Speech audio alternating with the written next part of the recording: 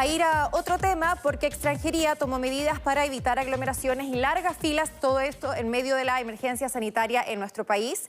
La institución va a citar a los migrantes al registro civil para hacer los trámites. De esto vamos a conversar con el director del Departamento de Extranjería, Álvaro Belolio. ¿Cómo está? Buenos días. Muy buenos días, Claudia. Muchas gracias por la invitación. Se están tomando medidas importantes tomando en cuenta que esta pandemia nos demuestra una vez más la vulnerabilidad a la cual están expuestos los migrantes en nuestro país, ¿cierto? Lo hemos visto, las condiciones de hacinamiento, los brotes que se han visto en los diferentes CITES, ¿cierto? Y muchos que se encuentran en situaciones complejas, obviamente, lejos de sus familias, que están en otros países y con la preocupación que esto les genera. Claro, yo creo que acá hay dos puntos principales. Uno tiene que ver con la regularidad migratoria y las medidas, y otro justamente con su condición de vulnerabilidad, que es algo un poco más de una perspectiva social. Sobre la medida de regularidad, efectivamente lo que hemos hecho es que hoy en día tenemos un departamento de extranjería 100% digital. Por lo tanto, ningún extranjero tiene que ir presencialmente a cualquier oficina para hacer los trámites. Y en algunas regiones, que dependen del gobierno interior, los trámites que no se hacen de forma digital se pueden hacer por correo certificado. Por lo tanto, nosotros nuevamente insistimos que no es necesario que vayan presencialmente a hacer ningún trámite, que existe disponibilidad para hacer esto de forma digital. Y el paso que faltaba justamente era el estampado electrónico, el cual sacamos hace aproximadamente unas 3 semanas, y el anuncio que hicimos ayer. Lo que estamos haciendo es que, en general, una vez que un extranjero tiene su visa, eran 3 pasos. Estampaba la visa en el Departamento de Extranjería, la registraba en la PDI y después iba al registro civil a solicitar su cédula de identidad. Hoy en día tenemos un sistema integrado. ¿Y cómo funciona? Ya no tiene que estampar la visa en el Departamento de Extranjería. Ahora, por la página web puede descargar su estampado electrónico. Después, si es primera visa, o sea, si es primera vez que hace un registro, la PDI, ellos le envían un correo hasta el migrante diciéndole que su registro está listo. Y si es una prórroga de visa, una definitiva, en general la gran mayoría de las visas, porque como se pueden imaginar, los flujos migratorios en los últimos 6 meses han sido bastante bajos, por lo tanto no hay grandes solicitudes de visa. A toda esta gente que efectivamente prorroga y hace otras condiciones, lo que se hace es que nosotros coordinamos con el registro civil, le enviamos este registro y las visas que han sido descargadas, y el registro civil, de forma proactiva, ellos citan a los migrantes. Claro. Entonces, justamente con eso ya no es necesario tener que ir de forma espontánea, pedir la cita, y también se maneja de mejor manera la fila. Claro, no hay aglomeraciones que generan más contagio en el fondo. Claro, entonces, por ejemplo, el registro civil cita la capacidad que tenga, 100 personas, y la cita cada media hora. Entonces, la probabilidad justamente que se agrupen, que se junten es mucho menor, y algo que específicamente era lo que todos queríamos. Bueno, se están digitalizando también otros trámites. ¿Cómo va ese avance y de qué trámites podríamos estar hablando? En general, los principales trámites, los que tenían una mayor presión o solicitudes, tenían a ver al estampado y el cálculo de multa. Ambos son totalmente automáticos. Por ejemplo, si cualquier extranjero está turista irregular o se le venció la visa y quiere regularizar para salir del país, para solicitar otra visa, cualquier cosa, hoy en día por internet e incluso con el teléfono, uno puede pedir el cálculo de multa, automáticamente llega la resolución y puede pagar online. Nosotros queremos que el proceso sea lo más sencillo posible. Nos basamos un poco en la lógica de la transformación digital de lo que hizo Impuestos Internos a fines de los 90 y principios del 2000.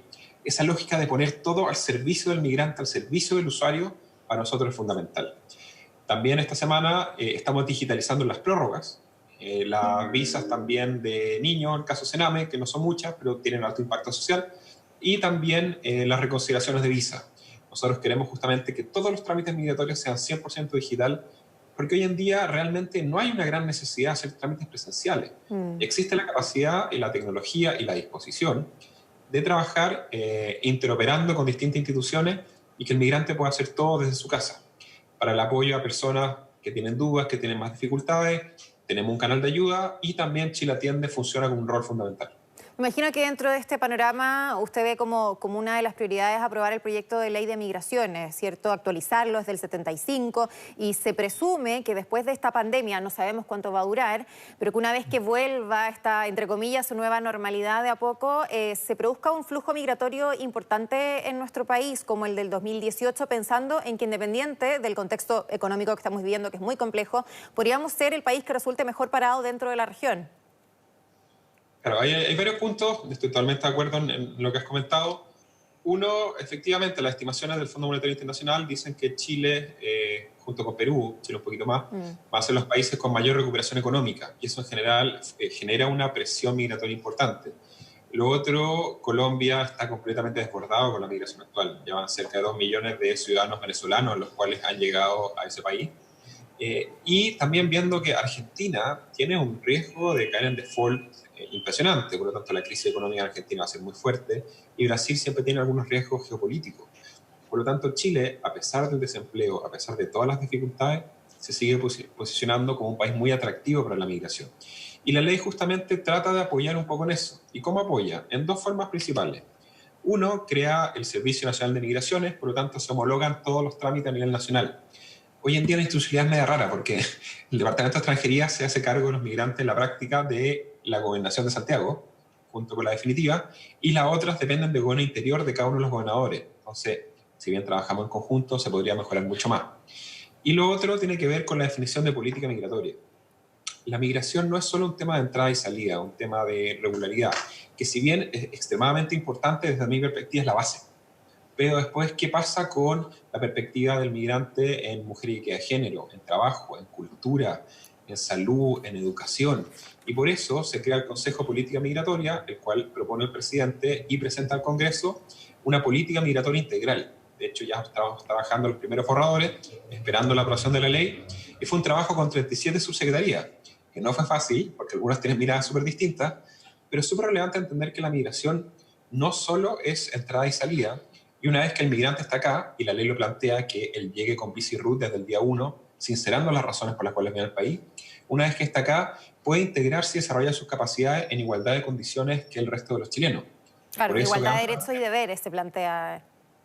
Entonces, y para eso, claro, la regularidad es bien importante, pero ahí hay pasos siguientes que son súper necesarios.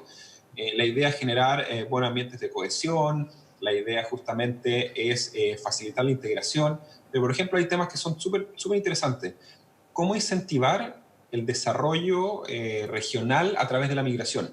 ¿Qué proyectos de vida le podemos ofrecer a los migrantes para que, por ejemplo, vayan a ciertas regiones o comunas de todo Chile a desarrollar sus proyectos de vida o a aportar con sus conocimientos, con sus emprendimientos, con lo que sea? En general, la migración puede ser una oportunidad súper potente para ayudar a generar desarrollo regional. Y que lo fue históricamente. O sea, mi bisabuelo llegó a Concepción hace 110 años, se bajó y puso un almacén y vendía salsa de tomate. Y tuvo sus hijos que fueron profesionales y otros. Entonces, ese incentivo, eso tiene que ver con la política migratoria y el paso siguiente. Y lo otro, sabemos que justamente una vez terminada la pandemia, va a venir un tema de desempleo muy duro. En general, las áreas donde trabajan los migrantes son las más golpeadas por estos problemas con la economía. Servicios, turismo, gastronomía, construcción y otros. Entonces, la nueva política, la lógica de una migración responsable, que les entregue documentación y otro, es fundamental. Entonces, por ejemplo, ayer, en la Comisión de Derechos Humanos, cuando el senador Latorre, el senador Navarro y la senadora Proboste aprobaron una indicación que justamente regulariza la situación de personas que ingresan de forma clandestina y trabajan escondidos por 2 años, nosotros encontramos que es una señal muy mala. Porque uno, los deja trabajando 2 años ante un potencial abuso gigantesco, y 2, también es un llamado para que las personas no vayan ante fronteras si tienen dificultades con sus papeles, con sus antecedentes penales, lleguen y entren y se escondan 2 años. Entonces, justamente una migración regular, una migración responsable, se hace cargo tanto de los derechos de los migrantes, facilitando su inserción desde nuestra perspectiva y lo que dice la evidencia internacional, que lo mejor es, como pasa en todos los países desarrollados, que los migrantes entren a Chile con visa y con RUT. Sí, porque va a ser complejo tomando en cuenta que va a haber pocas oportunidades incluso para los chilenos con la tremenda tasa de desempleo que probablemente vamos a alcanzar y que no es la idea que lleguen migrantes que no tengan oportunidades tampoco y a vivir en esas condiciones de hacinamiento que hemos visto en los últimos días. Exactamente, o sea, nosotros hemos tomado ciertas medidas, el Departamento de Extranjería durante estos 2 años ha tenido toda la disposición de ayudar en regularizar los migrantes. Hicimos una regulación extraordinaria que además del trámite presencial le dio visa a más de 230.000 personas. Pero seguimos viendo cómo ciudadanos venezolanos quieren volver, muchos de ellos, que el avión sale hoy o mañana, entiendo que hoy, están como turistas hace más de 1 año. Los ciudadanos peruanos, los ciudadanos bolivianos que han estado, que además sus países no lo han recibido, y eso también es un tema bien grave. Viola todo ley internacional el concepto de que un país no reciba a sus nacionales. O sea, ahí la Cancillería ha hecho un trabajo importante, pero hay que profundizar y también hay que entender cuál va a ser el proyecto de vida que le ofrecemos a los migrantes.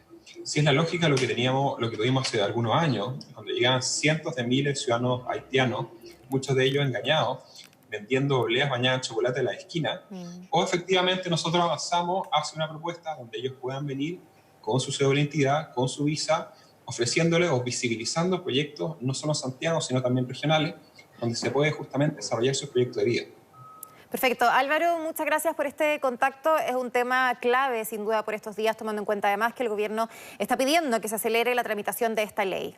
Que tenga un buen día. Buen día. Hasta luego.